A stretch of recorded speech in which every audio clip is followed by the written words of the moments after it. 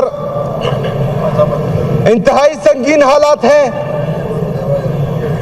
और मुख्तलिफ किस्म के चैलेंजेस का सामना है। लेकिन सबसे पहले मैं अपने कारकुनान को, पाकिस्तान तहरीक इंसाफ के जितने वर्कर्स हैं,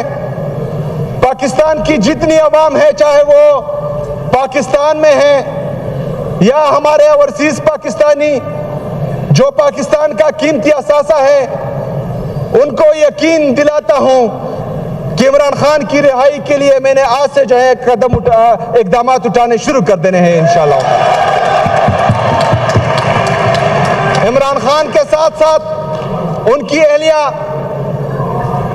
बुशरा बीबी जो एक गैर सियासी और पर्दादार खातून है, उनको सिर्फ और सिर्फ इमरान खान को झुकाने के लिए जेल में रखा गया है।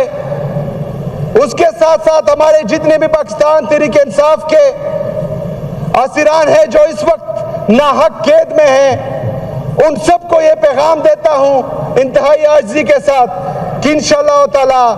आपका ये भाई आज से जो है आपके लिए वो इक़दाम उठाएगा जो इससे पहले हमने या कोताही की या उठाई, उसका नतीजा नहीं निकला, या जहां तक पहुंचे हैं उससे आगे लेके जाऊंगा इंशाअल्लाह ताला।